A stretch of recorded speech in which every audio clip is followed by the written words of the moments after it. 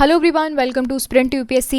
We are discussing class 9th NCERT Democratic Politics 1 और हम हैं चैप्टर 5 में डेमोक्रेटिक राइट्स पढ़ रहे हैं और इसमें भी हम पढ़ रहे हैं fundamental rights. Right to equality हो गया है. आज के सेशन में हम पढ़ेंगे right to freedom and right against exploitation and rest of the rights will be discussed in the upcoming sessions. So देखिए, राइट टू फ्रीडम क्या है. फ्रीडम का मतलब कि आपके ऊपर किसी भी तरह का कॉन्स्ट्रेंट ना हो. यही होता है एब्सेंस ऑफ कॉन्स्ट्रेंट. आप फ्री हो जो आपको मन है वो करने का. सो इन प्रैक्टिकल लाइफ ये एब्सेंस ऑफ इंटरफेरेंस होता है ना, कि आपका मैटर है कोई और उस पर कुछ बोले ना, है ना, बीट अदर इंडिविजुअल और द गवर्नमेंट. सो हम ऐसी सोसाइटी में रहना चाहते हैं जहाँ पे हम फ्री रहें. हमारे थॉट एक्सप्रेशंस, हमारे वर्किंग, हमारे जो काम है वो उसमें कोई दखल ना करे. सो और हम जो करना चाहें वो कर पाएँ और दूसरे हमें ये ना बताएं कि आपको ये करना है, आपको ऐसे कपड़े पहनने हैं, आपको ये बोलना है. We should have something certain kind of freedom. So under the constitution of India हमारे पास है राइट टू फ्रीडम. के अंदर क्या क्या है देख लेते हैं. Freedom of speech and expression, बोलने और अपनी जो भाव हैं उनको व्यक्त करने का अधिकार. Assembly in a peaceful manner, peaceful तरीके से आप असेंबल हो सकते हो. फ्रेंड्स गैदरिंग करनी है कर लो, लेकिन क्रिमिनल गैदरिंग करनी है तो वो नहीं कर सकते. फॉर्म एसोसिएशंस एंड यूनियंस, यानी कि आपने देखा होगा लेबर यूनियंस होते हैं, आपके व्यापारी संगठन होते हैं, बहुत से यूनियंस होते हैं और एसोसिएशंस होते हैं और लोग उनका पार्ट होते हैं for better working of their own particular system, right.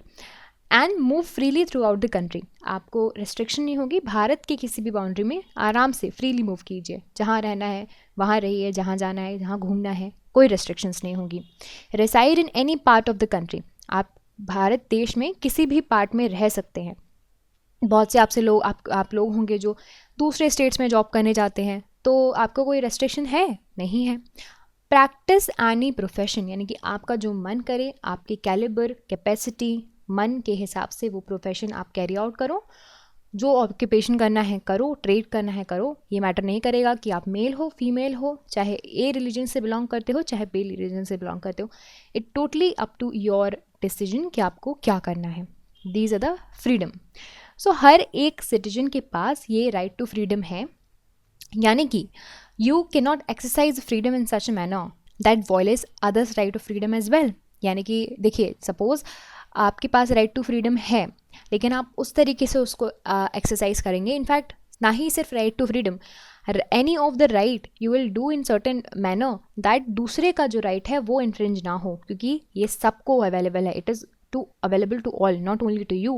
So your freedom should not cause the public nuisance and disorder. तो ये होती है क्या, ये हो गई limitations. ये क्या हो गई, ये लिमिटेशन हो गई आपकी फ्रीडम पे कि ऐसा कुछ काम नहीं करो कि दूसरों को इंजरीज हो जाए, है ना.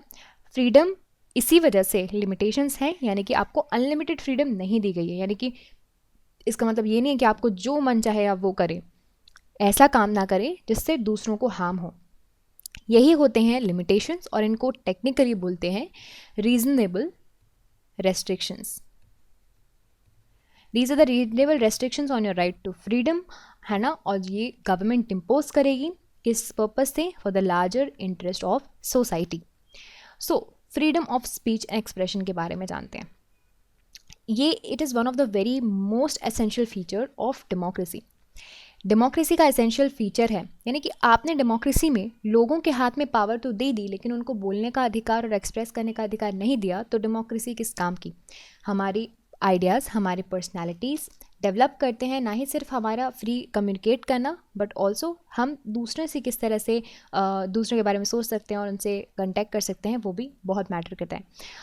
अगर 100 लोग एक तरीके से सोच रहे हैं और आप दूसरे तरीके से सोच रहे हैं तो भी आपको अलाउ होना चाहिए कि आप वो व्यू अपना रखो. हो सकता है गवर्नमेंट की कोई पॉलिसी निकली है, आप उसके साथ अग्री ना कर रहे हो, राइट. और अगर आपको उसके अगेंस्ट प्रोटेस्ट करना है, प्रोटेस्ट भी इस तरह से कि दूसरों को हार्म ना पहुँचे, है ना, तो you are free to criticise government. आप एसोसिएशन कर सकते हो, कॉन्वर्जेशन कर सकते हो अपने फ्रेंड के साथ, फैमिली के साथ, रिलेटिव्स के साथ, है ना. तो इस तरह से आप अपने व्यूज़ पैम्फलेट्स में, न्यूज़पेपर में, मैगजीन्स में शो कर सकते हो, अपनी पेंटिंग्स के थ्रू चीज़ों को बता सकते हो, पोट्री सॉन्ग कर सकते हो. and whatever means you want to do and you want to communicate, you can. Nobody is there to restrict you. That is the right to freedom of expression, speech and expression, right? आप बोल सकते हो, आप अपने expressions से show करते हो, but इसका मतलब ये नहीं है कि अपने एक्सप्रेशन से आप दूसरों को इंसाइट करो वायलेंस करने के लिए, या फिर रिबेल करने के लिए आप लोगों को भड़काओ, है ना? या और तो और एक डिफेमेशंस भी होता है, दूसरों की निंदा ना करो। ये चीज़ें, these are the reasonable restrictions. Now right to freedom का second aspect, citizen to have to freedom to hold meeting, processions, rallies, demonstrations on any issues. तो डेमोक्रेसी में यही है ना कि you have the right to criticise. तो when you have the right to criticise, suppose government कुछ ऐसा कर रही है जो कि आपके अगेंस्ट है और आपकी आइडियोलॉजी के अगेंस्ट है, तो आप उसके अगेंस्ट प्रोटेस्ट कर सकते हो, आप उस प्रॉब्लम को डिस्कस कर सकते हो, बाकी लोगों से आइडियाज़ एक्सचेंज कर सकते हो, पब्लिक सपोर्ट ले सकते हो, कुछ भी कर सकते हो, पार्टी बना सकते हो, इलेक्शन लड़ सकते हो, है ना?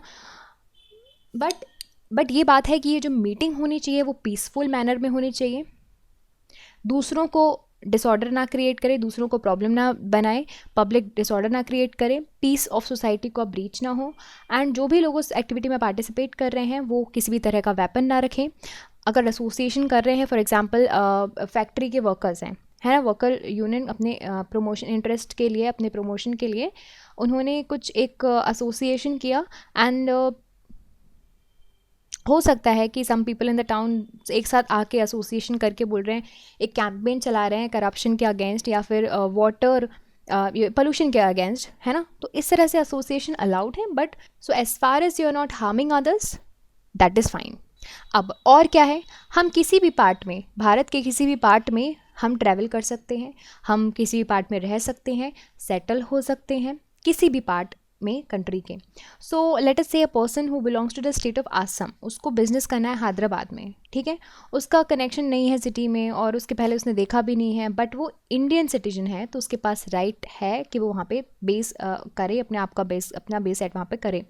सो इस वजह से बहुत से लोगों को ना माइग्रेशन का राइट मिलता है। आपने देखा है ना, बिहार, यूपी से कई माइग्रेट्स आते हैं दिल्ली में, और बहुत से लोग जाते हैं मुंबई और बड़े शहरों की तरफ माइग्रेट करते हैं, लोग पढ़ाई के लिए आते हैं और बिग सिटीज़ में सेटल हो जाते हैं।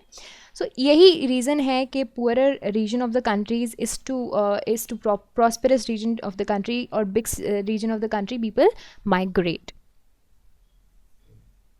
सेम फ्रीडम आपको मिली है चॉइस ऑफ ऑक्यूपेशन में, आपका मर्जी, आपको जो ऑक्यूपेशन अडॉप्ट करना है आप कर लीजिए, आपको किसी भी तरह से कोई फोर्स नहीं करेगा कि आपको ये जॉब करना है। Women can not be told that some kind of occupations are not for them, ये बात याद रखिए। वुमेन्स को ये नहीं बोला जाएगा कि आपके लिए चीज़ नहीं बनी है, आप मैनेजर नहीं बन सकते ऑफिस के, आप एडमिनिस्ट्रेटर नहीं बन सकते ऑफिस के लिए। इक्वालिटी यही होनी चाहिए, इक्वालिटी ऑफ फ्रीडम आपकी यहाँ पे आ गई। Also people from deprived class, उनको भी ट्रेडिशनल ऑक्यूपेशन से दूर ना रखा जाएगा। कॉन्स्टिट्यूशन बोलता है कि no person shall be deprived of life and personal liberty. ये सबसे इम्पॉर्टेंट और हाईलाइटेड राइट है, राइट टू फ्रीडम है आजकल के टाइम पे। And there is except procedure established by law, यानी कि लॉ के द्वारा अगर कोई प्रोसीजर है जहाँ पे आपको लाइफ एंड पर्सनल लिबर्टी आपकी ली जा सकती है। फॉर एग्जांपल कहाँ पे, सपोज कोई व्यक्ति है, उसने क्राइम किया, उसको डेथ सेंटेंस मिला है, तो आपकी लाइफ आपसे ले ली गई, अदरवाइज आपको है लाइफ एंड पर्सनल लिबर्टी। इसका मतलब है गवर्नमेंट और police officer cannot arrest और detain any one person unless he has proper legal justifications. Okay, तो ये ज़रूरी है, this is the right of a person who is arrested. So यहाँ पे ना कुछ प्रोसीजर्स दिए हैं, जैसे कि अगर कोई पर्सन है उसको अरेस्ट किया जा रहा है या फिर डिटेन किया जा रहा है, कस्टडी में लिया जा रहा है, तो उसको ना इन्फॉर्म किया जाएगा कि क्या रीज़न था कि आपको हम अरेस्ट कर रहे हैं। वारंट बोलते हैं ना लोग, अरेस्ट वारंट लेकर आते हैं, तो that is there.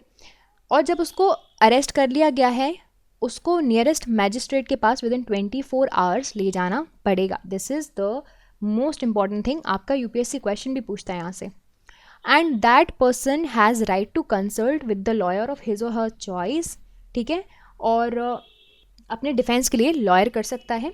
Okay, that is, these are the basic freedom given to the prisoners और यू कैन से डिटेनीज।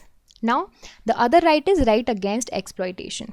तो देखो, एक बार जब लिबर्टी और इक्वालिटी ग्रांट कर दिया तो हम it follows that every citizen has right not to be exploited, यानी कि उनको ना एक्सप्लॉयट ना किया जाए.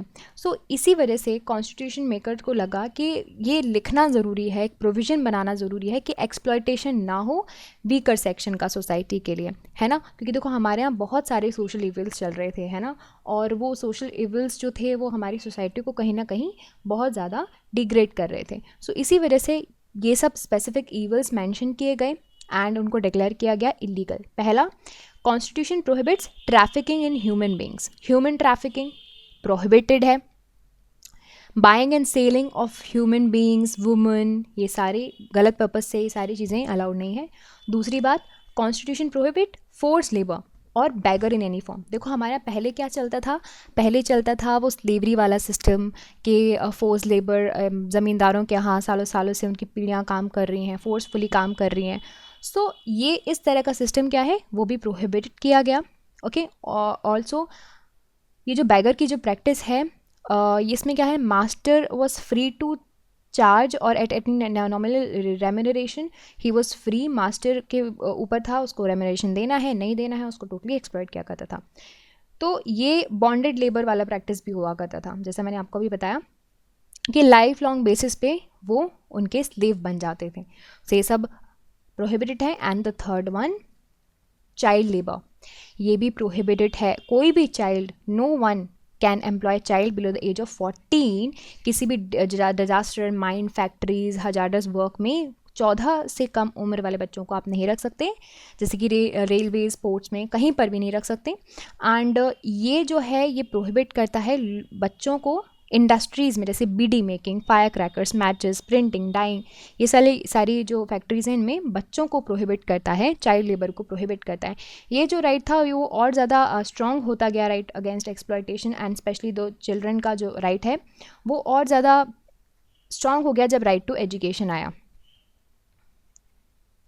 Okay, so that we are going to discuss in the upcoming session, in the next session, so stay tuned for that.